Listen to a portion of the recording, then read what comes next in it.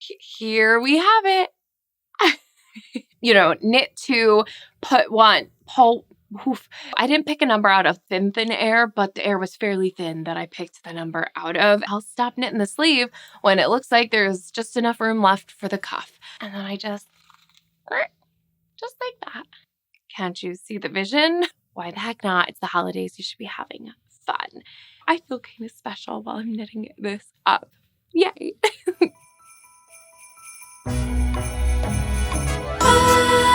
I'm Nora, and this is also known as Nora Knits.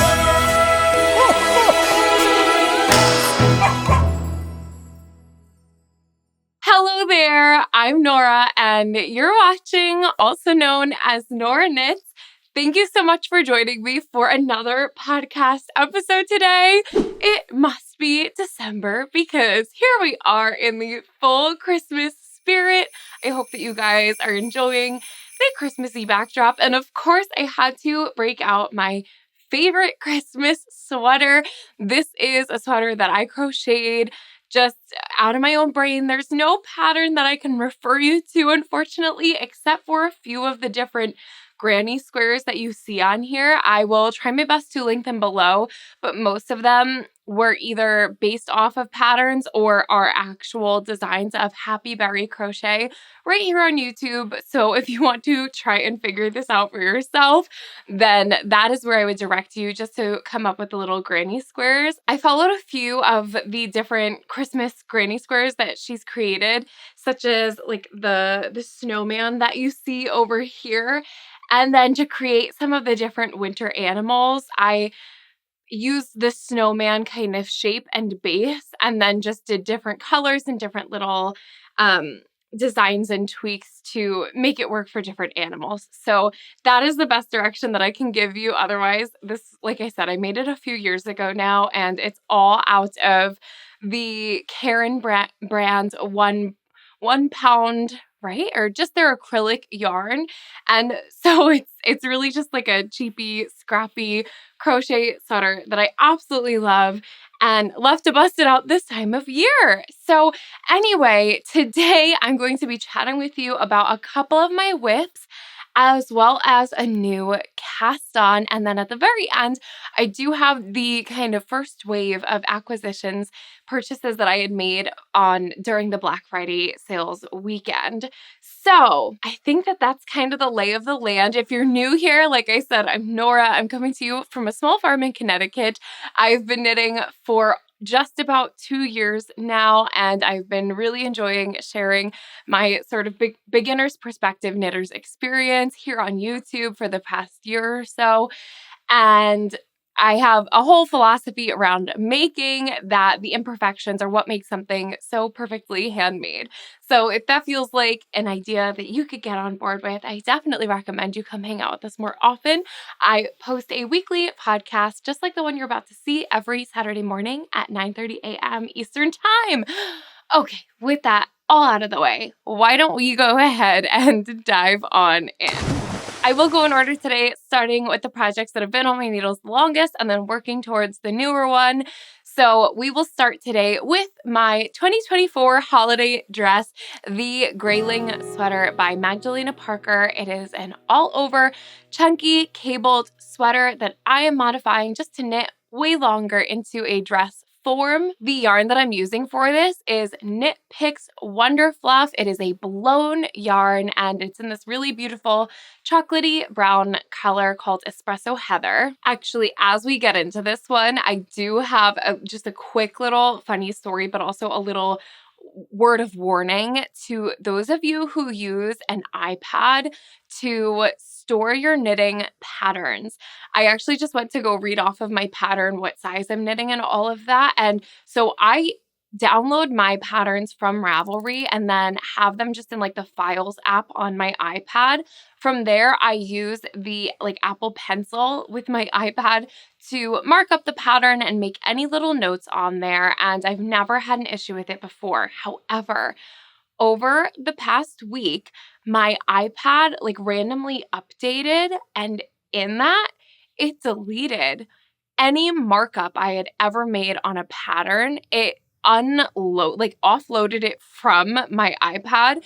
So I've had to actually go back to Ravelry and re-download the pattern from the Ravelry library. And any marking, notation, anything like that I had ever made on those saved downloads, gone. So I just realized that today, of course, that means I don't actually have my notes kind of right there as they typically are. I'm going to have to change that over the next week.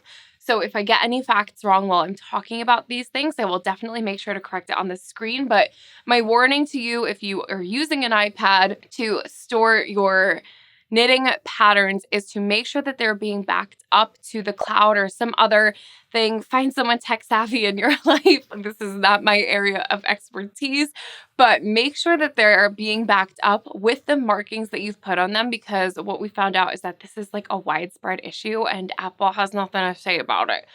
So not cool. It's very upsetting to me, especially having just finished my sister's Poets cardigan. And all of the notes and everything that I made on that pattern, it's gone. So I have a few ways of kind of trying to figure out what all I did to put that into my Ravelry notes. But just so you guys know, that's the thing that could happen. I hate that it happened to me. I don't want it to happen to you. So this is your warning. Don't let it happen. Anyway, with that, I'm pretty sure I'm knitting this in the size 4, my Grayling sweater. And let me get her up onto Helena the Hanga so we can take a peek at where we're at. All right, here she is. Even in real life, it's hard for me to see the cables on this one here today. So I'll definitely make sure that they're being lit up much better for you in this video. But as you can see, I am at the point where I am just knitting through the body. And in fact, I don't know why I've been forgetting, but I'm going to finally add a progress keeper on this one today, along with my other WIP, if I can remember it. I don't know why I've been forgetting. So I will put one of my really beautiful sable and stone progress keepers on this one. I like this. It's just a pretty little progress keeper. But this is going to be a very kind of boring update from now on, other than just the fact that I would like to meet my deadline of having this done for Christmas. If not for Christmas, then the next kind of feasible deadline I have for it would be to have it done by the end of January, when my family is probably going to be going into the city for a fun Broadway day. And so I think this would be a fun thing to wear there. It's a drop shoulder design with these really wide cables. It's a lot of stitches being crossed over each other at a time. However, that's happening pretty infrequently considering how many rows you have to knit in between the actual cable row. So from here on out, it's going to be a lot of knitting the length on this one. And then the other things that have to happen are picking up the sleeves as well as picking up the collar. And if you've been here before, you know that I'm kind of unsure what I'm going to do with the collar, since I am knitting this into a dress instead of a sweater. I don't know if I want to keep it as the folded collar that's written in the pattern, or if I want to take it in a different direction, like a funnel or a turtleneck or something. And I'm just waiting until I have more substantial kind of body on this to decide. But the only other thing that there's two things that I just wanted to talk about with this one today. The first one is, as I've been looking at it, there are a few times where I've stopped and looked at it and thought, did I miss a cable row, or is that going the wrong way? Or what the heck is that? And then I noticed a comment actually pointed it out too, that when you're looking at this, it can look like the cables are going the wrong way. But what I've figured out after literally pausing and taking a critical look at it is, because the cables, they have so many stitches crossing over each other at one time, it kind of makes them no longer want to sit flat. So when you're cabling, you're putting however many stitches the pattern tells you to on a cable needle, and then you're reserving those while you knit across the next set of stitches, and then you knit those stitches again. So it makes them cross like this. And when you're only doing that with 2 stitches or 3 stitches, they're kind of naturally finding their place and that ability to cross. But when you're doing it with a lot of stitches, like 6, they're kind of not wanting to lay flat again. And instead what's happening is they're sort of laying like this. And so when you're looking at it, if I've not done anything to force them out of that, you're just seeing like these little peaks and stuff, and you're not actually seeing where the cables are crossing. Does that make sense? Like instead you're just seeing sort of this happening. And what I figured out is that if I do actually take the time to kind of sit and squish this, and essentially what I would do if I was blocking it, you do wind up seeing those cable crossings making way more sense. And so crisis averted, I don't think that the cables are going any wrong way or that I missed a cable row. I'm pretty sure it's just something that is like an optical illusion when you're looking at it. And it's just because those stitches, they're like really not interested in fully laying flat once they've crossed over each other. They really do want to sit a little bit more in these little peaks. So this is definitely something that's going to benefit from blocking.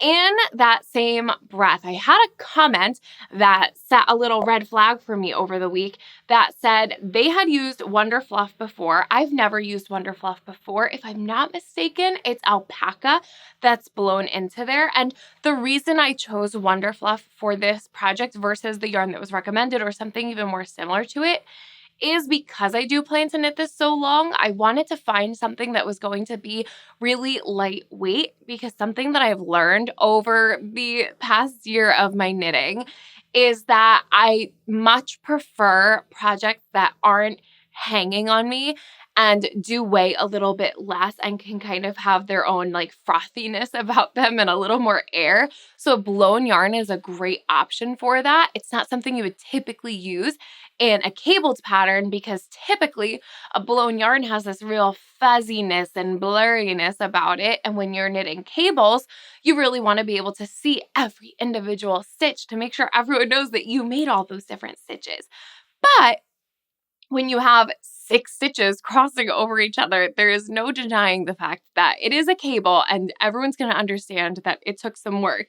So for me, the blown yarn is actually just helping to kind of diffuse things and give it a little bit more of a discreet look to it, a little more subtle, and I'm into that.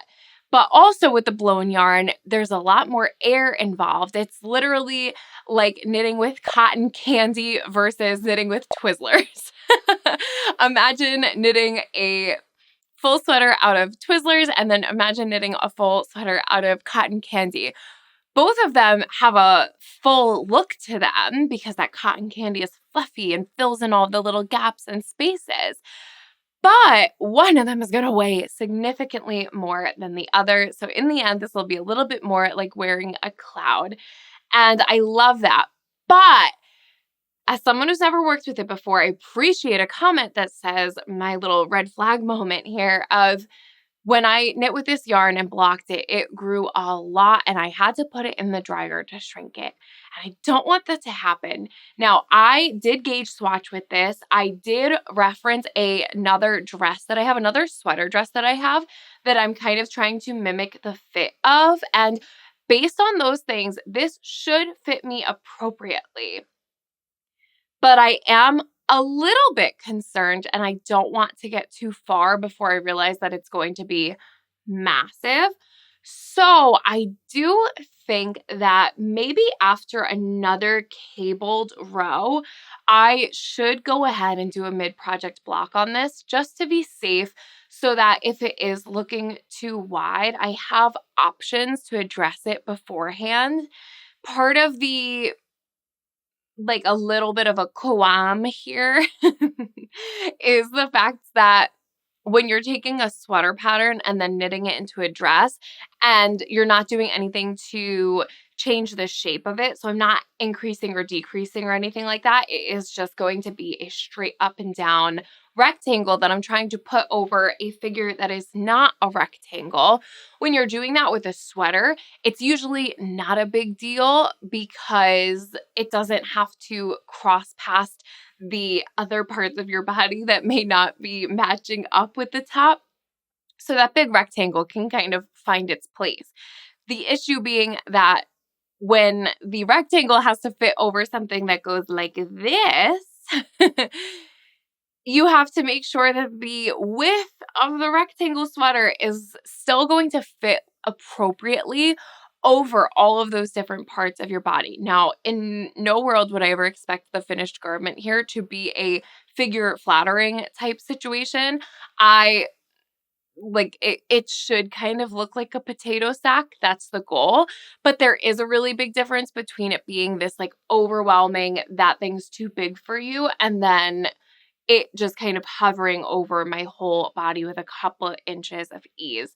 So I do think it's worth it to do a mid-project block. I just want to wait a little bit because at the moment I only have a few inches underneath the arm, and I feel like for me to have the best sense of how the body's going to fit, I should just have a little bit more length, but I also don't want to knit another 6 inches on this just to rip it all out if that's what I'm going to have to do. So I think over the next week, the goal is to get to the next cable row, which I'm about halfway to right now in the whole lineup of rows. And then once I've done another cable row plus a couple, just so that it's not all crossing over there, I will maybe steam block it, maybe wet block it. We'll see, but we should just double check midway through the project. As much as I don't like stunting a project like that, it does make sense in the long run. So anyway, that's what I have going on for this at the moment. We're not trying her on today or anything like that. And now that I have a progress keeper in there, I can let you know how much progress I've made over the next week. And I think that's all I have to say. So that is the Grayling Sweater by Magdalena Parker of Knitonomy. I will tell you it's been on the needles for 52 days today.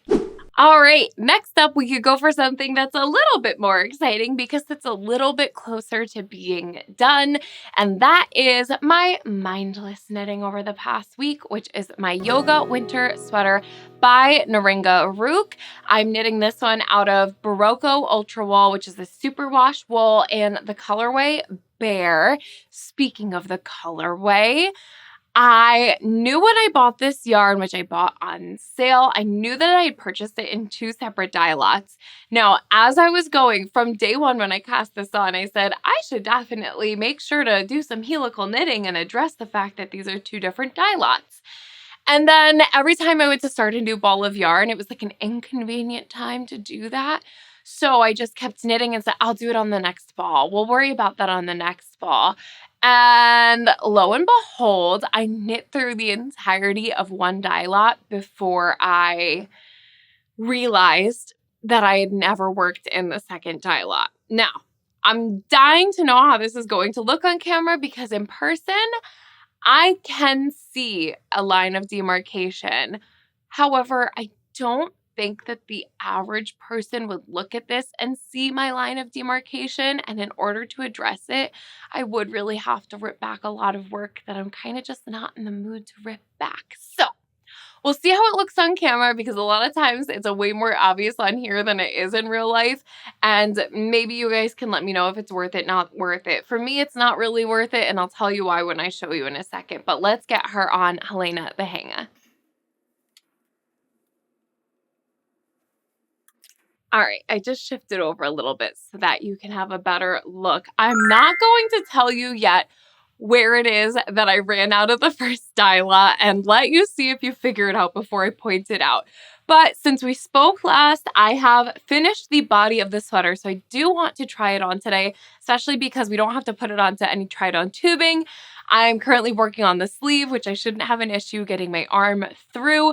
But yes, the front and the back hem are done. It's a front and a back hem and not just the hem, because the kind of main feature of this sweater is that it has a split hem in a really interesting way where it kind of tapers in at the bottom and creates just it's an interesting and different look that I'm excited to try on because I haven't yet. But otherwise, it's it's a raglan sweater. You knit it in the round into the body until you get to that split hem, and then you start working the front and the back separately. And you're working decreases as you go. You work a certain amount of rows, and then you switch over to knitting your ribbing, which is 2x2 rib, just like you started with and just like will be on the cuffs of this sweater. Now, I did not do a gauge swatch for this one. I'm just kind of trusting the looks of things as well as the numbers in the pattern and kind of cross-referencing the two as I go. But I did wind up just following what the pattern said for the whole hem. I haven't tried it on yet. So we'll see if that was smart or not. And then the only other thing is that at the bottom, you do wind up binding off with the Rook bind off, and that is the designer of the sweater. So I'm assuming that this is her, her signature bind off. There was a video included. It was very simple to do. I feel like at some points I've done this bind off before, but I cannot for the life of me remember when that would have happened. It's a very stretchy bind off, clearly. Look at all the stretch I'm getting out of this. And it's not a sewn bind off. I guess it is technically, but it's way more simple than an Italian bind off. Way quicker, way more simple. I just think that the look of it doesn't look like anything special. You don't get that clean finished edge that you would on a standard bind off where you just knit one, knit two, put one, knit two, pick up your first stitch, and then drop it over the second. That gives you that really nice, like kind of slip stitch looped edge. This just gives you a finished edge that it looks like nothing. There is no design involved. It's just an edge. It's clean, so it's totally fine. And I just wanted to see how it performed, so I was happy to do it. But I can't say, unless I know I need a stretchy bind off, I would never be like, wow, that's that Rook edge. That's the look I like the most. I do prefer the look of an Italian sewn bind off, and so that's what I would prefer to look at. However, when it comes to 2x2 rib, it's a toss-up because I've done the Italian tubular sewn bind off on 2x2 rib before, and I can't say that I love the look of that either because you have to add in the step where you're rearranging stitches and then basically making a 1x1 rib, and it sounds more confusing than it is. But I can't say that I love the look of that either. So, whatever. I'll just take whatever I can get for a 2x2 bind off, I guess. So I've also since started my sleeve, and that has some decreases worked in. I'm using one of my Broke Girl hacks, which is just a little DIY row counter. So essentially the pattern told me however many rows to knit before decreasing again, and then you're repeating that as you go. So I make a little row counter by using just different colored stitch markers, all leading down to a progress keeper. And every time I get to the beginning of round, which I use the row counter to mark, I move my way down the rainbow until I hit the progress keeper, at which point I know that the progress keeper row is the row that I'm doing decreases on. I knit that row with the decreases, and then I have a little stitch marker over here that had more stitch markers kind of linked onto it that I can take and mark the decrease row so that then when I go to do the second sleeve, I will use the same little row counter and I will move the stitch markers that marked those decreases from the first sleeve to the second so that I know no matter what, even if I didn't do the right amount of decreases or whatever it says in the pattern, I know that they're going to be symmetrical. And it's also just one less thing that you have to think about as you go when you're counting rows and all that. So they're marking the rows, they're marking the decreases. It's a good little system for me. And if the pattern tells you to do 20 decreases, then I will put 20 stitch markers on my little keychain over here first so that I know once those are gone, I should refer back to the pattern. This just told me the amount of stitches I should have left, so I don't think I've bothered to do the math. I just figured I'll stop knitting the sleeve when it looks like there's just enough room left for the cuff. And that's why we're going to try it on too today. So let me swap places. Oh, I guess I will use this moment to show you. So did you find the line of demarcation? One more hint. There's one in the body and there's one in the sleeve.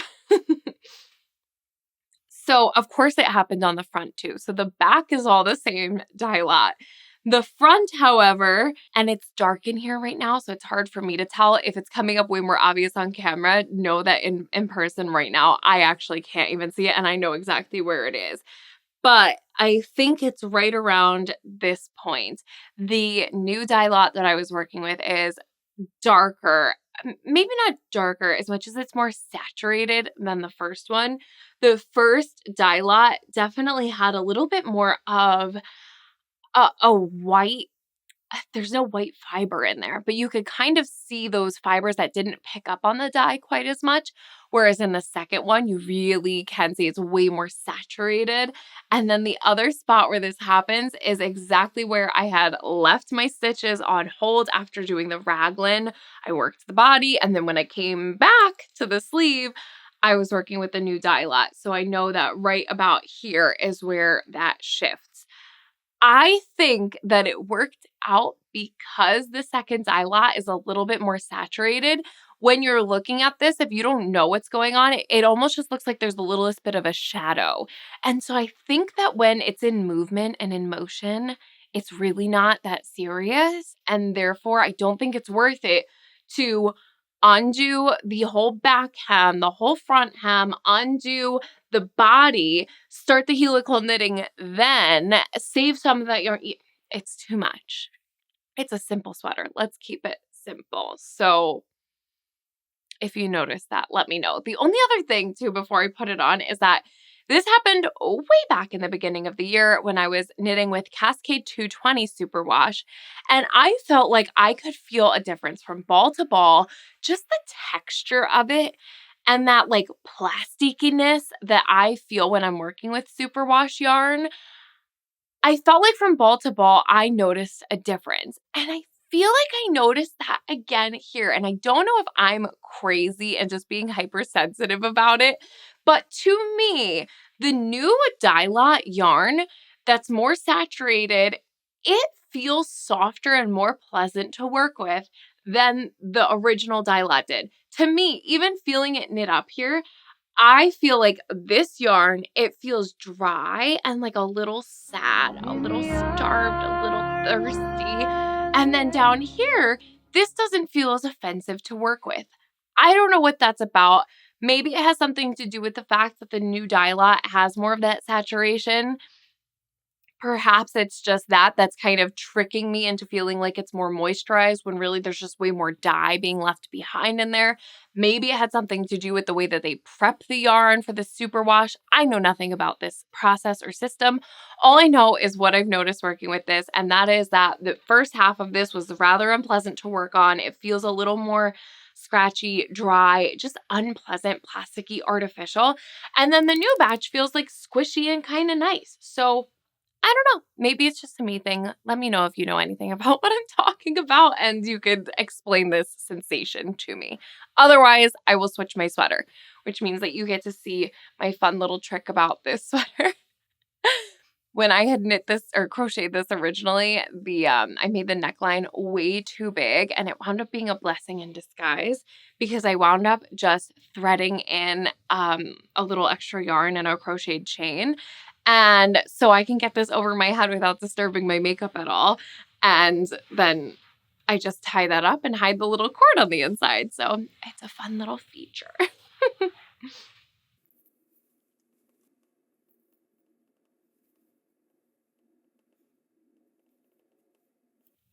She's on. I think that this is in the size extra large, if I'm not mistaken. Again, all that information has been cleared from my iPad, so I'm gonna have to update that. But I think that the fit is pretty impeccable. Thank you, by the way, for all of the compliments on the color of this. I also just adore the color, and just now I decided I would try to roll the collar down here just a little bit and see how that looks. And I think that that looks fun too. So keep in mind that as you're seeing this on me, the jeans I have on today, they're slightly lower waisted than my typical jeans are. I probably would not pair these two together, even just because the starkness of the like light blue to this dark brown is a little bit jarring for me. But so when you see the sides, know that I don't think that the slits come up quite as high as they might appear to on the jeans I have right now.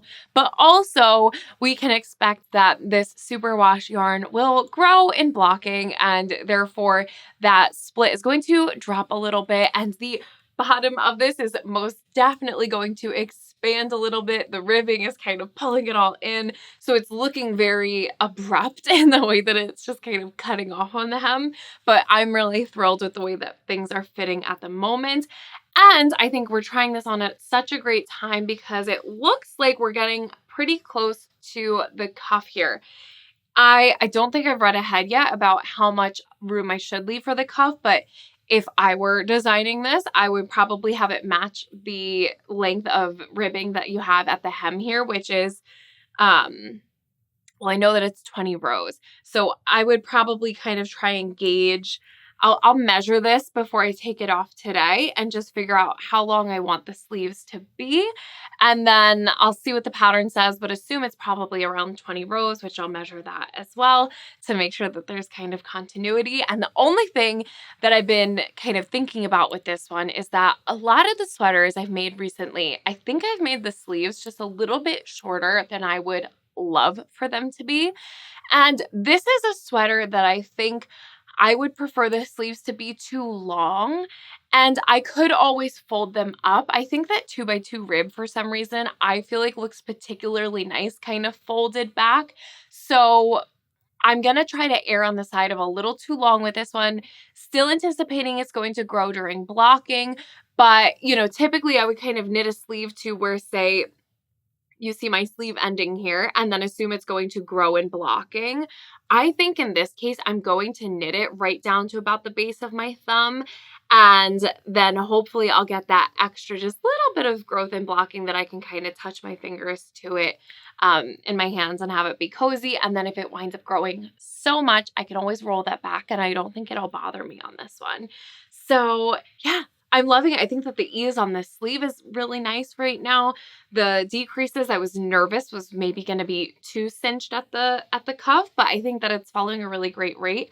I'm really curious to know when I'm done here how my gauge did compare to the original design, because I did not do a gauge swatch, and yet I'm having really fantastic results. So yeah, all right, here's the collar folded up again, and yeah, loving this so far. As of today, this one has been on the needles for 38 days, and my goal definitely is to have this done by the next time I film. In fact, I'd like to be wearing it the next time I film, and even before that, I am going to be having a city day with my sister next week, and I think it would be a really great thing to wear in the city with like a pair of either leather pants or something, or just a skirt and like leggings underneath. I don't know. I think this is going to be really versatile in my wardrobe, and so I'm eager to get it done. I think I have probably another half a day of knitting on this sleeve, and then the second sleeve I should be able to bang out pretty quickly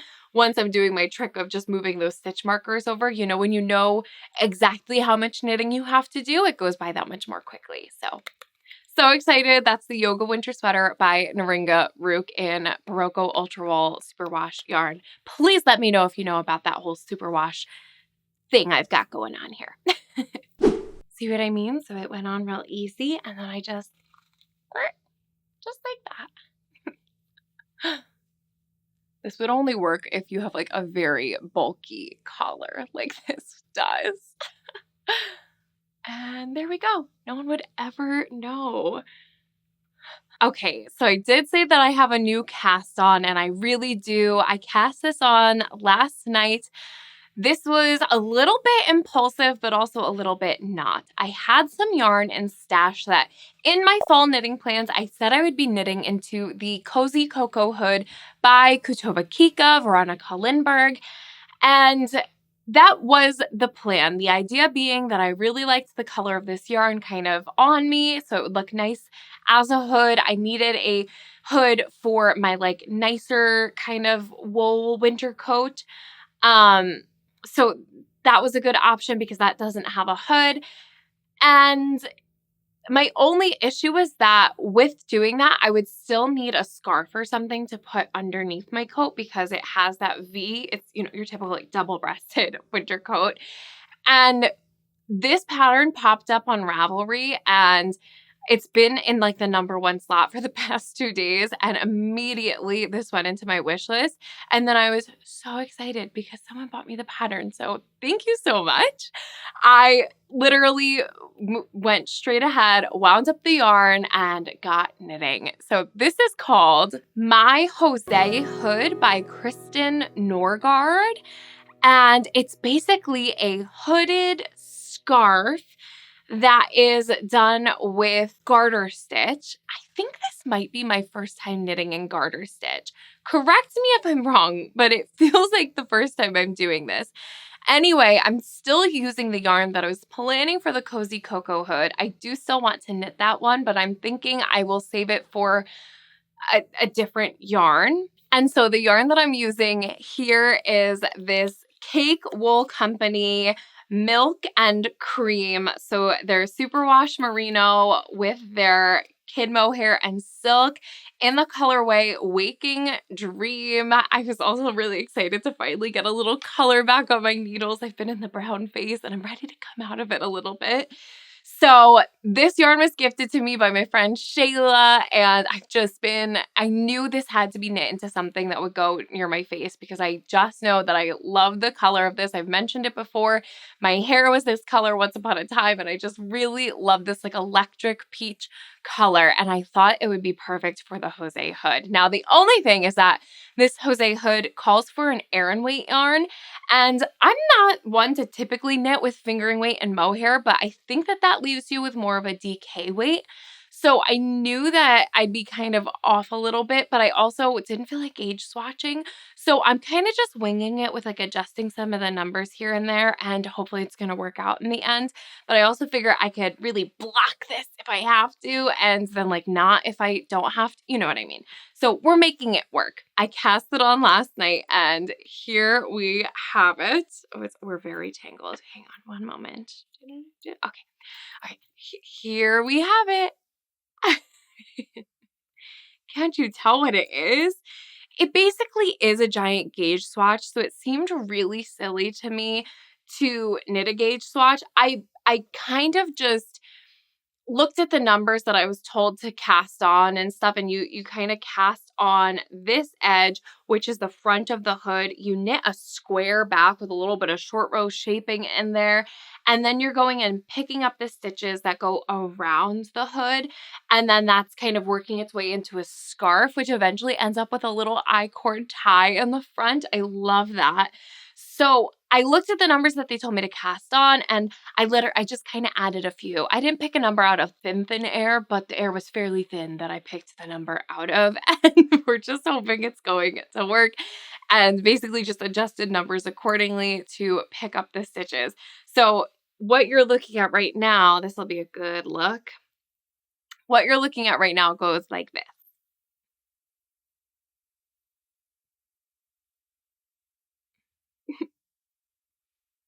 Can't you see the vision? So now it's knitting back and forth, and it's going to gradually get longer and longer. And then you're able to wrap it around your neck so that when you're wearing it as a hood, your chest is still getting some coverage. So perfect for that like pea coat. That's right. That's what those are called. A pea coat type, or just like a standard like wool coat. A double-breasted coat where there's a V in the chest and your chest is out. You could wear the hood up and have your chest still covered, or you could wear the hood down and it's still just a nice scarf to cover your chest, your throat, all of that. So I just loved the idea of this, and I really liked the idea of it being a nice kind of simple garter stitch knit. Having not really worked with garter stitch before, something that I'm finding so interesting is that I'm not great at knitting this without looking. I can knit in the round without looking, no problem. I can even purl in the round without looking, no problem, or flat, whatever it is. But there's something about the way that the garter stitch is knit, and then you have to knit that reverse stockinette stitch. There's something about the way that stitch kind of sits on the needle that I find myself having to look at it. Now, this fingering weight yarn, so the milk, it's a superwash merino, like I said, but it's very reminiscent of the hedgehog fibers. What was that called? That I used to knit up the Musselburgh hat last year, where it's a single ply yarn. So I don't know if that has something to do with it. Either way, it doesn't really matter. I'm sure I'll just get used to it. But I was craving something that had this kind of combination. I've dropped my needle size, so I'm working on a 4mm needle, whereas the pattern says a 5mm needle. And like I said, just kind of winging it by adding some numbers, rows here and there. I knew she does have a schematic in the pattern, so I knew how this was going to have to sit. And literally, as I was knitting, I was kind of just holding it up to my head and kind of checking to make sure there was some room back there. But once again, also knew I have a little wiggle room. It is just a hood. It is just a scarf. Worst case, it doesn't fit 100% right. Like, it's not the end of the world. And I just was really excited to knit myself an accessory because I have not in so long. And this color, I've been just itching to finally knit it up, and I'm really excited about it. So that is the new cast on. Once all those like increases and everything are done, I'm thinking that you go back and add an I-cord edge to the whole front and then get the little ties at the end. And I just think it's a really sweet little look. I think it's a great looking little accessory. And if I enjoy this process, I could definitely see myself knitting one of these again in a more neutral color. But I also think it would be great to gift. I think my mom would benefit from something like this, so I could finally knit her something. And so, yes, that's what we've got going on here. The Jose Hood by Kristen Norgard, and mine has been on the needles literally for less than 24 hours at this point. And it feels really fun too that it's a gift to me that I'm knitting for myself, but this yarn was gifted to me quite a while ago now. And then the pattern was gifted to me. So I feel kind of special while I'm knitting this up. Yay. So I don't know. We'll see how much progress is made on this by the end of the week. Now, finally here, I do just have some acquisitions that I want to share with you. I mentioned in last week's podcast that I noticed the Knit Picks website was having a sale for Black Friday weekend, so everything on the website was 30% off. Now, the only things that I've knit with the Knit Picks so far have been the Grayling sweater in that Wonder Fluff, and I also used their alpaca cloud lace weight yarn in my Beatrix cardigan just a few weeks ago, and I've been really happy with those yarns, and I also purchased those when they were doing a 30% off sale. So when I saw the 30% off was happening again, there were a few projects I had in mind and I decided to order for. One of them being the one that I was literally talking about last week, and that was the Artemisia sweater by Emma Mare. It is the Oliver Boucle raglan sweater that I had knit using Mohair by Canard Boucle. And I wanted it in a really fun color for a second one. So I ordered the Knit Picks Boucle and was literally like so excited about this that I didn't even compare one boucle to another. I literally just said I used 400 grams of boucle for my original sweater, so I'm going to order 400 grams of boucle for the second one. And then someone commented, because the comments keep me in control over here, saying, what are you doing about the fact that the Knit Picks Boucle is called a sport weight and then the Mohair by Canard is a worsted weight? I was like, well, I wasn't doing anything about that because I didn't notice. So thank you for noticing.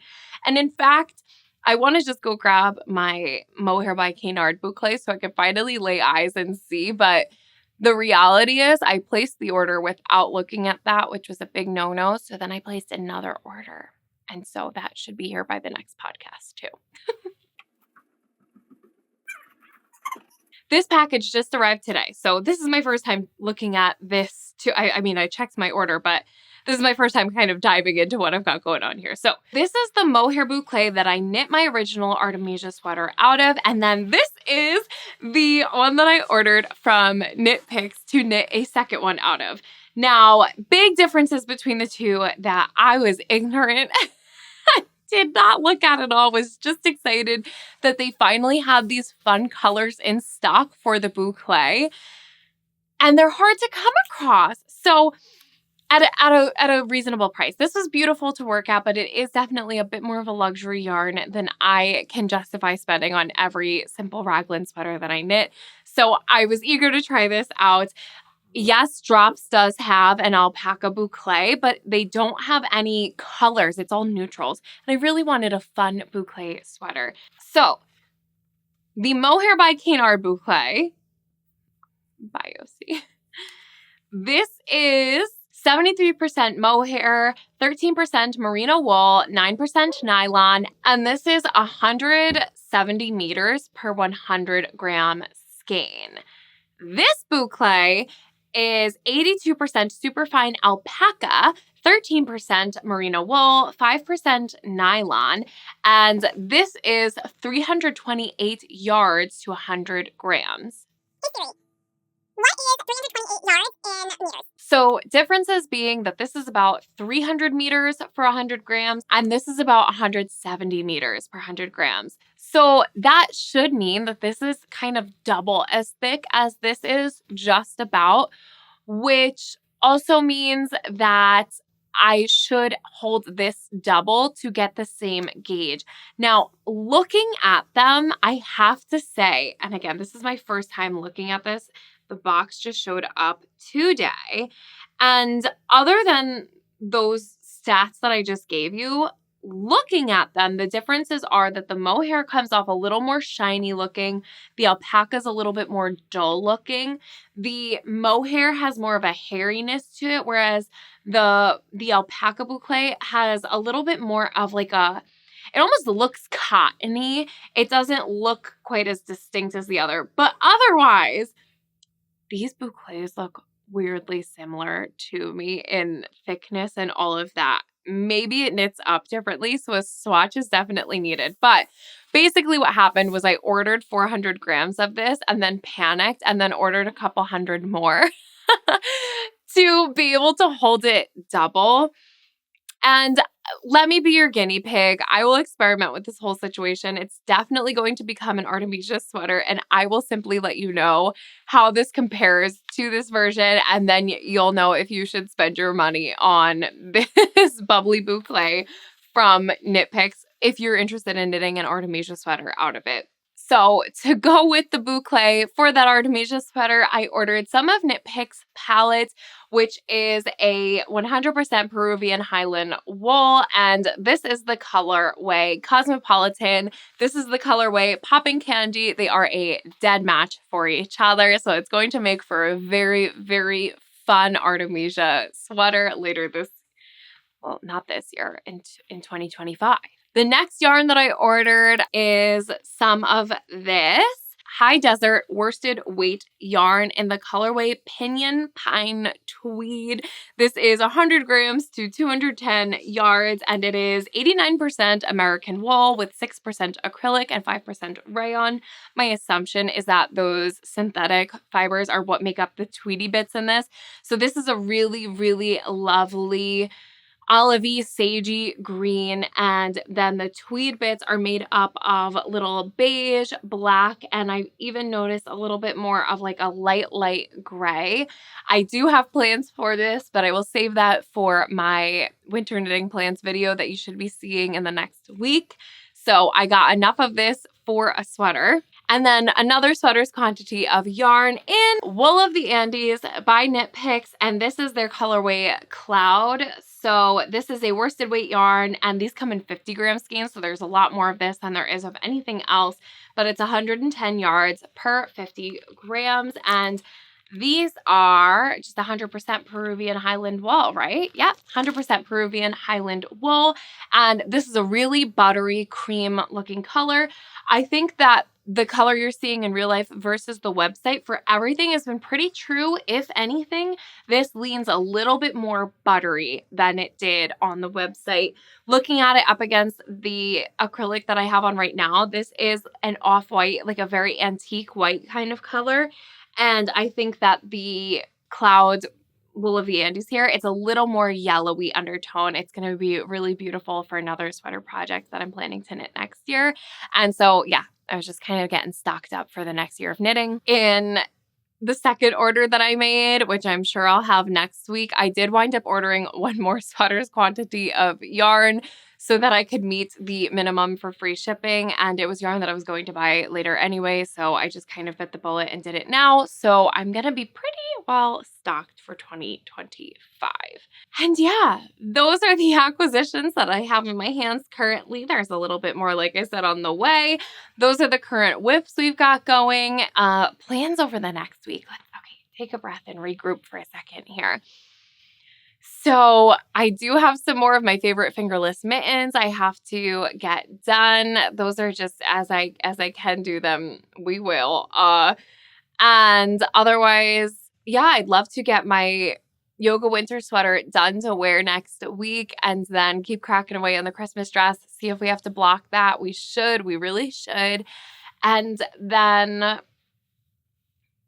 I also plan to cast on the Laura Penrose Midland Dickie that was also generously gifted to me after I was talking about last week wanting a Dickie and anything I have left over from the yoga winter sweater. It showed up in my Ravelry library out of surprise, and I so appreciated that because I've always wanted to knit one of Laura's patterns. I know that she watches my channel. I watch hers. Hello, Laura. I'm so excited to finally knit something.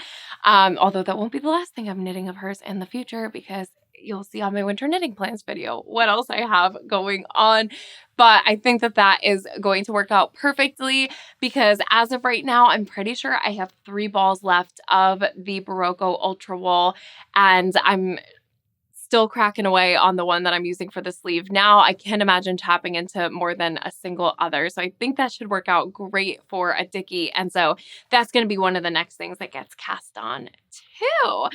Otherwise, since we are just here with little Christmassy, I have spent a lot of time over the last week doing more than just my knitting, and that meant that I was actually doing a lot of origami. So I don't know if you'll even be able to see all of the gold stars that are hanging behind me. I was folding over the past week and I have way more that I still want to fold, but that was really a fun little detour for the old brain to do something that wasn't knitting related. And not that I felt like I was in a knitting slump, but I just was. I think when you have a project that you go so hard on, when you're like really into a project, which for me was the Poets cardigan, when it's over, there's this weird kind of, I don't know, feeling in the air of it's hard to like move on and put all of that energy into another knitted project. I felt like I needed a break in a way, but I still wanted to be doing something. So that was where it was nice to have the simplicity of the yoga winter sweater and then casting on this hood for myself. That's really fun to do too. But it was also really nice to sit down and fold some paper. But of course, it wasn't straightforward as that. I had to make it just a little bit more complex by, buying rectangular paper that I then had to cut into squares, which I then had to cut into smaller squares. And then each of the stars are made up of 5 little folded modular pieces and they're glued together and all of that. So it's been a little bit of like a crafty week, and that is good. And I wanted to just share that quick little reminder that if you're needing to scratch like a different part of your brain this week, it's the perfect time of year to do that. I love having little crafts around the house for the holidays, so I'm sure we'll be doing more of that in the coming weeks as well. And just wanted to give you the little permission, if you felt like you needed it, to try out a different craft, because why the heck not? It's the holidays. You should be having fun. Anyway, with that, like I said, in the next week, you're going to see my winter knitting plans video, and that includes a lot of patterns that I've been really excited about, but that also reminds me that I am planning to do something really fun for this holiday season. So between now and the end of the year, in each of my videos, you're going to see a quick call to action where I would like to give away a pattern in each of my videos for the holidays. This is my way of saying thank you to you, as well as to support these designers who support me, who I just think sometimes need a little extra boost in the system because I feel like they deserve it. And so it's kind of like my favorite things giveaway, but also just, I don't know, something to say thank you and give back to you guys during this holiday season. So in this week's episode, since I am working on a pattern from one of my favorite designers, I would love to know, of all of the Magdalena Parker Knitonomy patterns, which is one that you would like to receive a pattern for. If you just comment using #pattern and tell me which pattern it is that you would like to be gifted. I've knit Magdalena's Minto sweater, her all good dress, and now I'm knitting on her Grayling sweater. And just make sure that you're subscribed to the channel. I will be choosing a winner at random in each subsequent podcast video and letting you know that you've won the pattern, at which point you can email me and I will get that pattern to you through Ravelry. So I'm going to call this, instead of giveaways for the holidays, I want to call these yays. It's a holiday giveaway. It's a holiday giveaway. Because it's me. So I would love to give a little yay to you this season. And for this podcast episode, it's going to be a Magdalena Parker pattern. So just let me know which one it is that you'd like to receive, and I'll be announcing the winner in next week's podcast. Anyway, thanks so much for being here. If you enjoyed this video, I would appreciate it if you would go ahead and give it a thumbs up. Make sure that you are subscribed, especially if you're interested in winning a giveaway. Yay! And don't forget to ring the bell so that you're notified anytime I post a new video, such as the winter knitting plans video that you'll be seeing the next week. And otherwise, I do post a weekly podcast, like I said, every morning at 9:30 a.m. Every Saturday morning, not every morning. This is not Vlogmas. Every Saturday morning at 9:30 a.m. Eastern time. And with all of that, a big ol' thanks for watching, and I will catch you on the next one. All right, you guys. Bye.